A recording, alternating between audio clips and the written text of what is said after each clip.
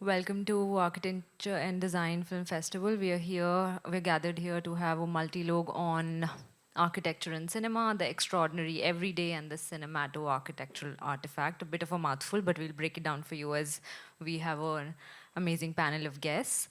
Um, some of you were expecting filmmaker Hansel Mehta to be on the panel. We were too, but unfortunately, he won't be able to join us, but he will be at the festival in the next 2 days, so hopefully you can catch him um, at some other event or another talk. Stir will announce it soon.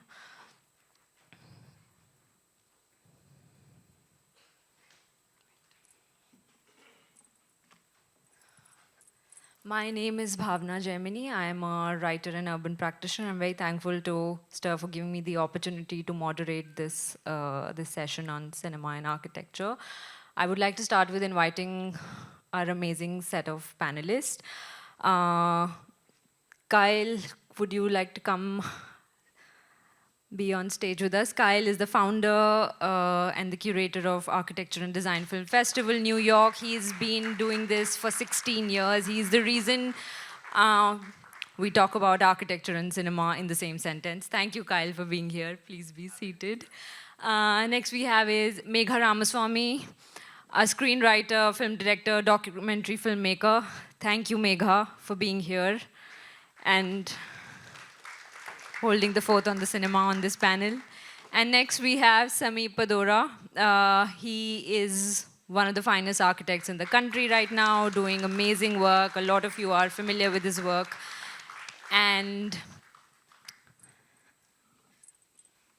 with them, we'll begin the conversation. So how we'll go about it, we'll have a round of talk with the panelists on the stage, and then in the end, we can take 10 minutes of questions from the audience.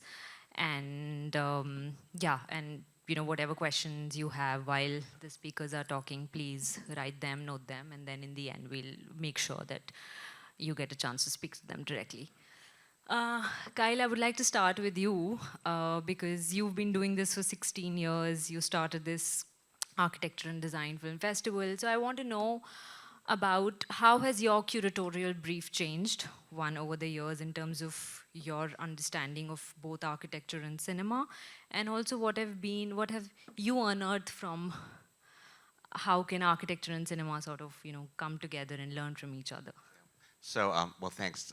First of all, I just want to thank everyone for being here on a Friday afternoon. That's so impressive. So thanks for coming out. So, it's funny, in the beginning of this, when I first started thinking about the festival, I was like, I wasn't sure there was enough architecture and design films to do a festival every year. I was a little nerve-wracking. And I started in about 2000 collecting films that I saw were out there. And every year there seemed to be more and more and more. And then actually in 2003, My Architect came out, and when that was kind of like hit, like that was like the light bulb went out off. Because as architects, we loved it because it was a story about Lou Kahn, and so we're all interested in that. But the general public loved it because it was a son's search for his father, and it was such a human story and an amazing story, and it was nominated for an Oscar. And so when I saw that, I was like, okay, that's the sweet spot. So what we're curating, we're looking for films that have both a design story and a human story, because I'm not so much interested in showing films that are only interested to architects and designers, although there are a lot of them that from a content perspective, super interesting, but they're kind of boring films. And for a film festival, what we want to do, boring not if you're really deep into it and it's kind of, you get nerdy into it and it's fine, and like AIA plays those films and it's great, and I'm sure there's opportunity to show those. But we want to show films that engage a dialogue, so the audience is broader than just architects and designers. And like what's happening here at Stir and what happens, here at the festival here, it's a bigger audience, and it's much more interesting because for architects and designers, it's important to have an audience and a society that understands architecture and design, and it actually allows the architects and designers to do better work because it pushes us harder and allows us to push back. And so the goal of the festival is really to try to up the IQ of design in U.S. society. And in India's society, it might be already there, I don't know. But like in Denmark, it's there. It's kind of amazing. And in Holland, it's there. And in Italy, America, we're still struggling to get up there. But so the goal of the festival, the small goal, is to make the world a more beautiful place. I think it's very interesting what you said, because I feel, personal, my gripe is, I'm also an architect, and my gripe has been that, architects tend to speak only to architects, and that way, a festival like this, when you bring a broader audience together is really great. So Megha, coming to you, you're a filmmaker and you work with both mediums, documentaries and feature films. How do you, use architecture in your films in terms of storytelling, using it as a storytelling prop, and how does it change when you, let's say, move from a documentary or a feature? Like, what is it? Yeah. Again, thanks everyone for being here, and thanks Bhavna for hosting this. It's great to be with you guys. As far as storytelling and architecture goes, the architecture or the design of the film is the first decision your character takes in terms of world building. So whether we're doing in documentaries, we tend to be very authentic to the, like for example, I made a documentary called Last Music Store on the Rhythm House, which was shot at Rhythm House with its own characters and their attachment to the physical space of Rhythm House. Whereas when you're making films, you do have the space to build around what you have already, And having said that, that connection between design, which is architecture when it comes to films, and life in general is so it's so intrinsic. Like for the very archival quality of cinema is something that captures the history of architecture world over. So if you see, like for example, your favorite film, Chashme Badur, which is very authentic to the characters of the space that they're representing, as compared to a newer age film. Could you name one? Sorry, I'm just blanking out as to. But yes, I mean, if you see new age films that are shot in very compact sets, which are studio driven, the authenticity is lacking, So I think the major, when you're actually, concentrating on composition, you decide what is most authentic to the world your characters represent.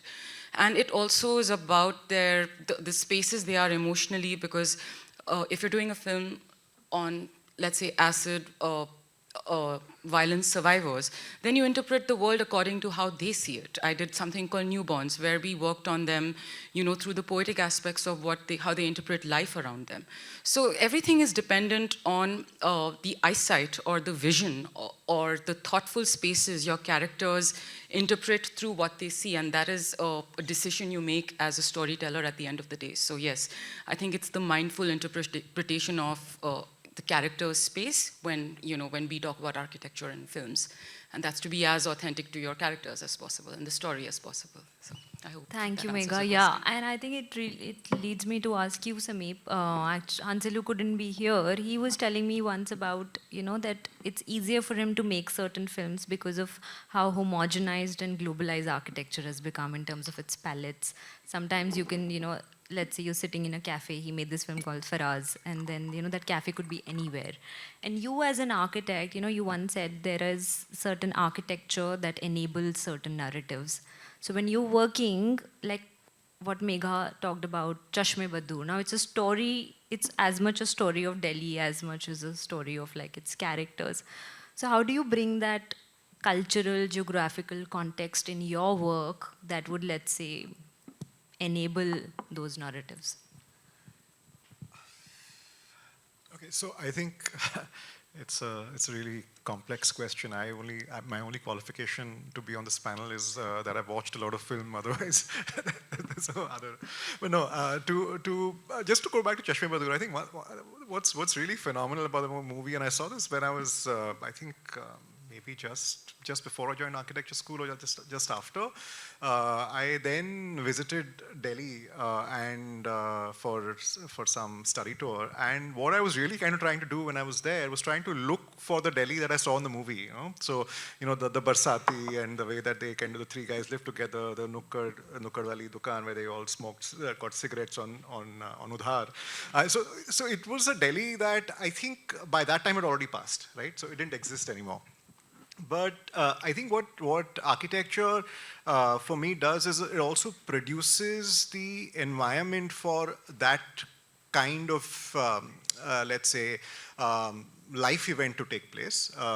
to kind of then compare that movie with another, actually Sai Paranjpe movie, and I think she should, I mean, her movie should definitely be a kind of reference when you talk about architecture in the city. Katha actually is such an incredible film. It's able to kind of take the idea of the chawl, but then develop so many narratives that exist within that, and also the way that people communicate and the kind of architecture that allows people to form social relationships, cultural events, things like that. I think the if I was to benchmark an aspirational quality to what architecture should achieve in film, I think Katha is definitely a touch point. Of course, there are a lot of others, Parasite and The Mood for Love, and all of that. But I think Katha for me is really, really powerful. Kyle, do you have an example of from your city, like a film that is true to its character, its people, its culture, that comes to your mind that you would like to tell? Yeah, so there's a film called Speed that was made about 25 years ago, and it is do you guys know that film? It's basically a bus ride through Manhattan, told by this crazy New Yorker who's talking to tourists. But it is, you see the city in such a great way, and it's just kind of this beautiful, very New York version of New York. And they didn't mean to make an architecture film, but it's totally an architecture film. I was coming here on my way, and suddenly I was looking at Bombay because I took that, sadly, the coastal road. And suddenly you realize that Bombay is also a very ugly city, and it also extremely cinematic. And how do you reconcile that, both Megha and Sameep, in your work? Because architecture and cinema then both becomes an act of creating beauty out of the chaos, creating beauty out of the ugly. If you can both, talk from that perspective. I wouldn't necessarily say the duty of anything is to create beauty out of what, because beauty is an expectation, it's a human expectation. But the way spaces are interpreted, again, have to have that authenticity to its characters and the way they see them. So if there's beauty, there's, it's incidental. But yes, of course, there's the very fact of composition, that used to be a lot more gorgeous in older films. Why do we not have that anymore? It's because the cityscape has changed. There have been more developers who are, all our heritage buildings have been brought over by huge corporates, and you don't see them anymore. You see malls. So this is why the beauty and the ugliness has an interesting interpretation, but it's again because I think as a humanity we are heading towards a shit show because of development. Sameep, would you like to add to that? I want to say that development doesn't necessarily have to be bad. We actually get to choose. I mean, developers have to choose, but we also, as architects, but also as the world, we have the ability to not buy, not to push back, and not let, just because they have the money to do it, we have to be involved. And I also want to say one other thing before I say it. The new highway that's out in the sea, it gives you probably a different perspective of Mumbai, which you never got before, unless you're in a boat. Like in Manhattan, you can look at it from New Jersey, or you can look at it from Brooklyn. So you see the skyline all the time, but now you have this whole new version of seeing, like everyone seeing it every day or whatever day you're on there. So it's super interesting, I think, change. So I think one of the things that I find very beauty and all of that, we can kind of discuss that. But what I really what I really like about the experience of Mumbai or any city is its ability to surprise you, right? And I think one of the things about Mumbai is that because of its density, because of the extent of compression that you actually have in the city, you see very strange adjacencies. There are things that in any sane, logical universe should not exist together, but they do, right? So, for instance, there's this book that we're working on where we were actually documenting what we are calling non-types, so little projects in the city that develop without any regulations, but they kind of exist despite of all of that, those frameworks. So, for instance, there was a small little, in Dadar TT actually, when you kind of, there's a bridge from where there's a staircase that brings you to a lower road. In that staircase, it's a big staircase, there's a small shop at the bottom which sells certain, they sell flowers and things like that. And above that, there sits a hoarding, which is a big signboard, right? And inside the hoarding is where that shop owner actually has his house. So it's a very, very strange thing, but that exists. I think that's uniquely, that's uniquely a Mumbai characteristic to find these strange adjacencies because of the compression. I think that for me is really beautiful, right? So. It also is such good design, It's you know, great because it design, makes yeah, use of spaces, and that automatically in film is efficient, good design, or any space for that matter of fact. Megha, I want to go back to what you were talking about, the cityscape changing and how that impacts a certain kind of stories that we're coming out, and we see, especially post 90s, what happened. Pre 90s, there were at least mainstream cinema was far more subaltern than like after the whole liberalization, privatization move and the kind of stories that you see. Kyle, I don't know if you have also seen that in your curation over 16 years of what kind of stories are coming out, more subaltern and more like. And even in architecture, Sameep, the kind of buildings that were celebrated in the 70s, 80s are far more public, far more accessible to a lot of people, like, the Hall of Nations or a lot of housing projects by. So in current times, how do you then look at your work, and do we have to place that expectation on either architecture and cinema, because ultimately, we're all working, to sort of either resist that or go with it, and how do you Kyle, like looking, starting with you and then Megha and Sameep, if you can speak a bit upon that.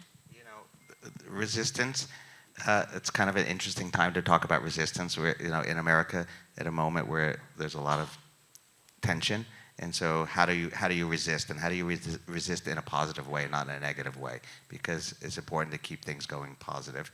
And the film festival is a little bit of a resistance in the sense because we're interested in, we get to curate what films we're going to show, and we want to show films that have a positive kind of, it doesn't have to be positive, but we're looking at see what is the potential and how can we move forward.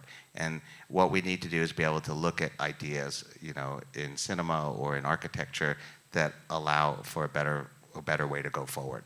And the festival is it's an opportunity to talk about those better ways. And so that's our version of resistance. It's a subtle version, but for all of you who come, we try to show films that allow us to think bigger and broader and act in a better way. I was just stopped what you were saying. Yeah, coming back to your question, I don't know if, I think the most important part about the cityscapes going away is that you tend to recreate, and you tend to get creative with your own instincts. Again, it's always the buildings that denote what happened to that city. Agar aap Bombay if you see Bombay, you know that the bomb blasts happened in these buildings, the terrorists came here, this was the gateway of India. So I think buildings are such an important fabric of society when we represent a certain kind of people or class. So the connection between, the socio-political, economic connection between characters, world building, and film and storytelling is so intrinsic, and it all goes down to architecture. Like I said, design is the first decision you make to represent the outer world of your character. The inner world of your character is interacting with the outer world first through design. And there are a lot of scapes that happen in film. For example, in a fantasy film, you're rebuilding that entire design and structure based on a city. Like, for example, a film like Blade Runner. Imagine Blade Runner Bombay, what would that version be?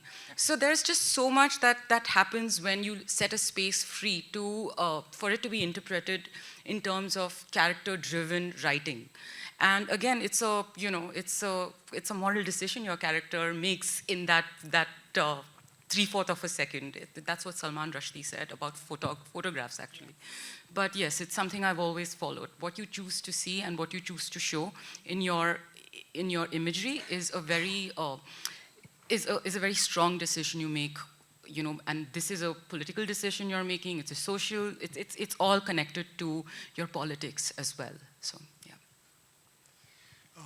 I think There are two aspects to, I think, this question. One is, of course, what is the capacity of a profession, whether it's architecture or filmmaking, to be able to address this idea of resistance? And there are many ways that this happens. Of course, we've been trying to do it through our books and through pedagogy. We've been also kind of looking at, each project to see what we can do beyond the brief, right? Is there a way for us to kind of do that? But I think at a meta level, we have to start asking ourselves the question, that what is the kind of city that we live in, right? And where is that city? For instance, if you look at the way development happens in Mumbai or even in Delhi or other places, more and more it's about you living in an environment that cuts you off from your immediate surrounding, right? So you're actually staying in a building that's guarded or a complex that's guarded, gated and everything, and and you can also see this in the way that developers sell their projects. They call a project in Mahim, Miami. They'll call So it's aspirational to a point where it's placelessness, right? So I think one way for us to also start kind of thinking about this is to move back and just move away and start looking at when we stay in our cities, we live in these towers that are gated. So you go from that to your parking in your tower, you take one of these coastal roads and get to your tower, which is again gated and is an office building. So you're literally moving from across these fast, movement corridors from one gated community to the other. So what is the city that you experience, right? I think so one act of resistance would be to start questioning that and to start looking at, is there a way for us to start erasing some of these kind of edges that we are making so strongly, right? And that can happen at various scales through various kinds of works. Yeah. Thank you. I have so many questions that I would like to ask all of you. This is like so interesting. But I think we don't have a lot of time, and I think it's time to take some questions from the audience. Can we? So we can take 3 questions at a time so that then the panel can choose to respond which one. I think there was a hand up there. Can somebody get a mic? Over there in the 4th row.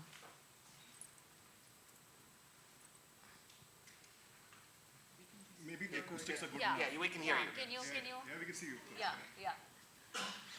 So another concern besides the architecture and the filmmaking is the environment, because exceedingly Bombay's, the smog, fog, kind of totally obliterates the architecture or the skyline, and so my thing is, do we need more awareness about this in our films? And for example, I was just driving out towards Marine Drive from one of the side lanes at a right angle to Marine Drive, and all I could see was a red bindi of a setting sun and a white, it's like a white curtain has been drawn, and I cannot see any of Valkeshwar or Hanging Garden or anything at all. And it just struck me that you can rewrite that whole landscape, so things like that, which really hit you between the eyes, is something that I think needs to also come into our films. So, a suggestion. Oh, are we taking this? Any other questions? Yeah, there. Can you get the mic up? There's a hand up. Yeah. We'll take one more and then. Hi. So I have my question for Megha ma'am. So what are the kind of questions or discussions that you have with your production designer or art director when you begin a film, when you have a script and how the characters are, how you're planning to respond to the characters? Thank you for that. Megha, just one second. One more. We can take one more question. Anyone?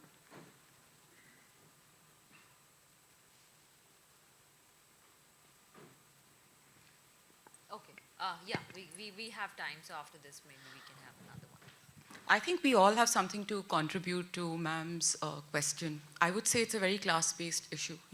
When you're talking about environment, this is usually when people are living in the shanties and they're taking over land, it's a very big problem for city dwellers, saying that ye hamara ज़मीन ले रहे हैं.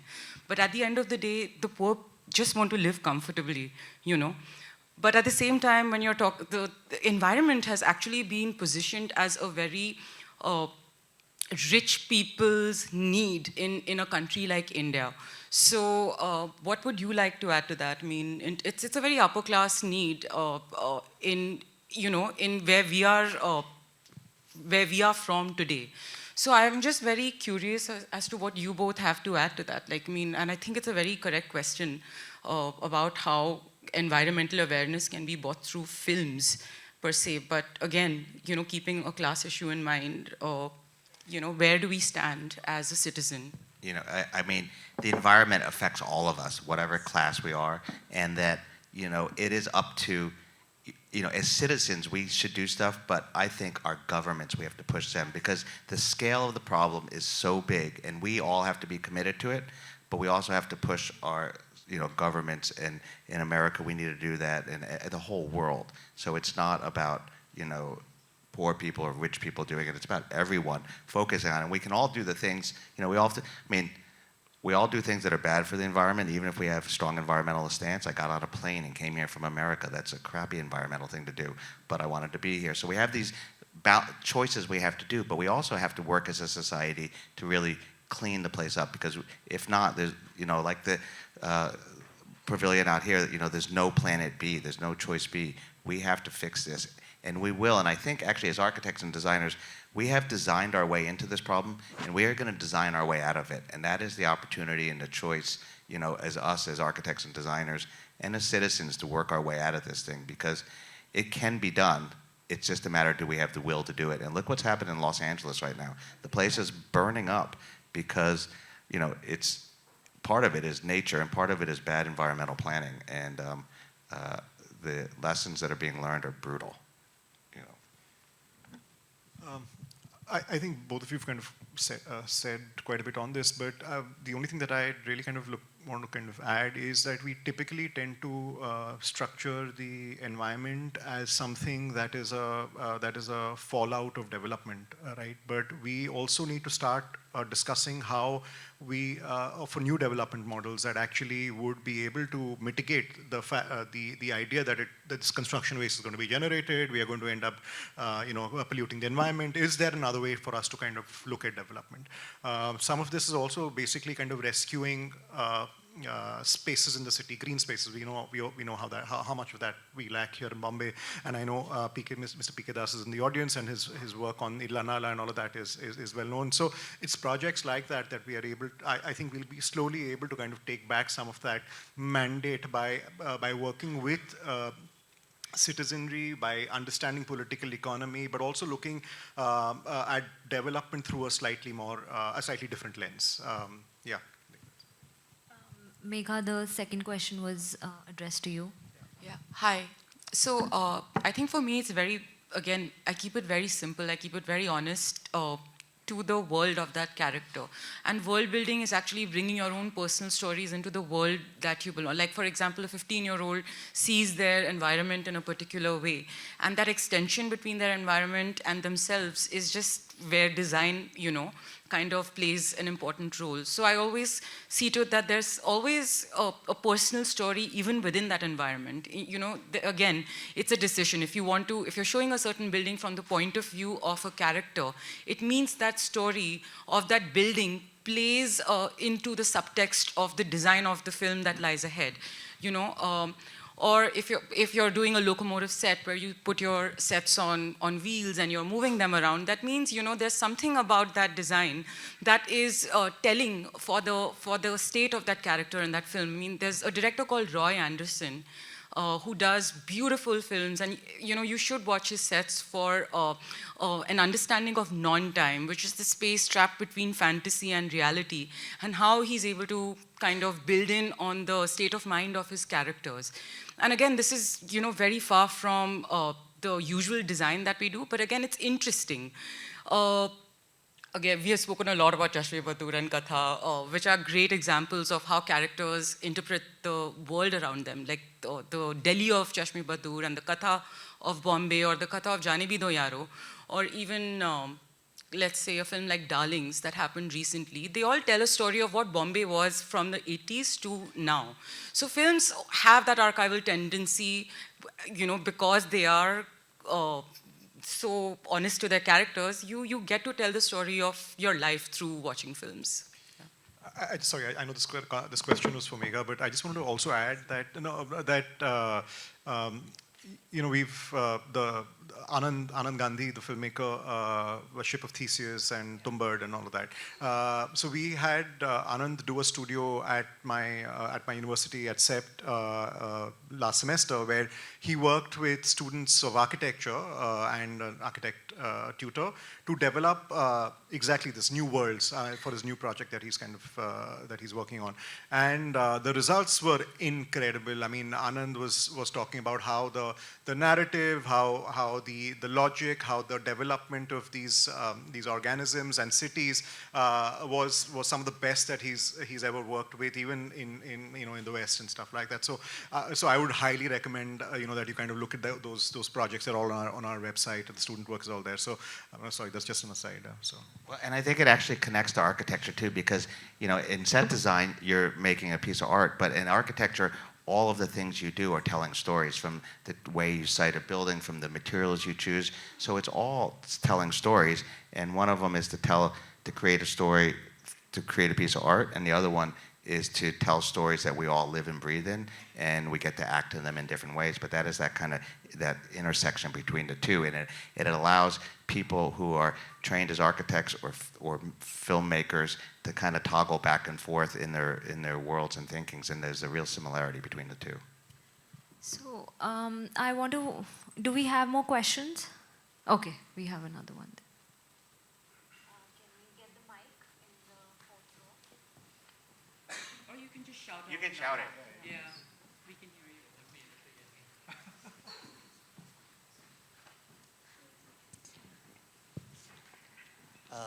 Hi, good afternoon. I'm not a filmmaker, but I photograph architecture, and my question is, I'm looking for an answer to this since a long time. I hope I find one here. 10 years back in 2015, I guess, when I used to look at the skyline of Bombay, buildings were there were skyscrapers, a lot of them, but still fewer than what we have today. And they were all under construction. But when I used to look at them, I used to feel inspired, and it was a powerful sight, and that used to translate into photographs. But since a few years, around COVID time, I look at the same skyline, and I don't feel as inspired as I used to be. And that also does not translate into photographs. Again, not film, but I think there's a connection here. I am still looking for answers for why has it happened, as in, inversely, I should have had a lot of opportunities, creative opportunities, since there are a lot of buildings, but it has happened that one building is blocking the other, and I don't think there is any character left. And why is it happening? As in, I'm looking for an answer. So what is the exact question? My question is... you don't like the skyline of Mumbai anymore? Not exactly. But why am I not able to translate it on film? Two aspects to his question. One is that the skyline of Bombay doesn't creatively inspire him the way it used to 10 years ago. And second is, he's answered his own question by saying he doesn't see the same skyline anymore because buildings are blocking it. So I think it's not a question, but it's a state of pondering. Yeah. And a point of mulling that we can help.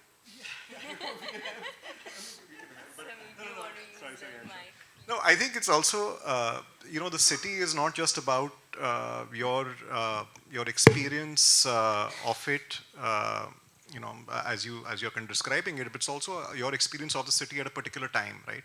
And at one point you are a certain kind of person. After a certain point, you're a different kind of person. Your experiences of the city, the neighborhood, the skyline, are all subject to who you also become at that particular point of time. So I think maybe everything is not about the city. Some of it is also about you yourself, and your experiences and your ability to experience things that you weren't able to experience earlier. So I think it might be good, it's like that since it's also about film, it's about, from The Matrix, when when that kid tells Keanu Reeves not to try to bend the spoon, but you bend yourself. So it's maybe something like that. So. We've answered your question.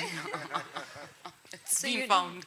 before we leave the audience, I want all of you to, I think, dwell on one film, that is really true to both architecture, cinema, human story, which you would want like the audience to watch, learn, like, whether it's about design, architecture, human, like, yeah, because, I would like be really interested, apart from Chashme Badur and Katha. Yeah, Kyle, would you like to? Picking one film, that's really tough. That's brutal to ask me. For anyone, and even for me, so there's not just one film. Everyone responds differently. But I'll say one thing. There's a film that we're going to show at the festival, My Architect, that we showed. There was something that inspired me a lot, and it's 20 years old, and it really holds the test of time. And it was recently remastered by Nathaniel Kahn, so it's a new version. And there's a lot of people in it who are no longer with us in the film who are there. And it does have a beautiful, it has this beautiful balance of humanity and architecture. So that's one good one, but there's so many good ones, it's hard to ask. That's like, what's your favorite color? Or what's your favorite ice cream? Well, for me, since we're all from Bombay, two films that are very signature Bombay films for me. One is Salaam Bombay that I watched many years ago. And I think the visual motivation Salaam Bombay has in terms of a particular side of Bombay and the way it's interpreted through the point of view and the visual motivations of children in such deep circumstances. I think it's very telling of what a filmmaker can do, in collaboration with, again, with a very good photographer. The second would be Jane Bhi Do Yaro, which is again one of my favorite films because it shows Bombay in such a great dynamic. वहाँ पे नाटक चल रही है, यहाँ पे कुछ. It's just such comedic chaos, and the timing of the characters and the politics of Jane Bhi Do Yaro is so excellent. So for me, these are two beautiful Bombay films that represent character. For me, again, it's never about architecture. When you're in film, you have to be authentic to the characters that see what they're saying. And for me, I think these are authentic films that represent their characters, so yeah. Just a side note, that Khaki Tours actually does a Mumbai in Films tour, so they take you to various parts. It's very interesting, I thought. I'm going to name two films, one English, one Hindi. The English film for me, well, English, it is in English, Chinese, but it has to be In the Mood for Love, yeah, because I also audited a course with Juliana Bruno on In the Mood for Love. They completely unpacked that movie for me in a way that I hadn't really kind of realized. It's incredible. If you haven't seen it, please do see it. And the second movie, since Chashme Badur and all of these are already taken, but for me would be a small film by Gulzar, not well known, as well known, called Kinara. It's with Hema Malini and Jitendra and Dharmendra, beautiful soundtrack, but also shot in Mandu, which was spectacular. And I saw it as a child. I don't know, it kind of registered in my head for some reason. And I went to Mandu many, many years later when I was about 15, just before I joined architecture school. And I was blown away by Mandu. And I think that film for me also kind of ossified Mandu in a way that I've never really forgotten. And I think it was one of the reasons why I actually took up architecture as well, that experience of Mandu. Yeah, thank you. Thank you, Kyle, Megha, Sameep. This was really interesting. I hope the audience enjoyed listening to. I really loved hearing. I wish we had more time and we could go on, and maybe they, all three of them will be available after the talks if you want to. Sorry, I'm inviting them on your behalf. Again, and thank you to Stir, Amit, Samta, and everybody else for putting this together. There are some really great films showing, so please take out time, watch some films on architecture, cinema. And I think, like Kyle said, I want to reiterate that it is at the end of the day, it's not about architecture cinema, it's about telling a human story, and I think most of these are human stories. So thank you so much. The next program is at 4:30. There'll be another film showing here, so yeah, hope to catch you guys there. Thank you so much.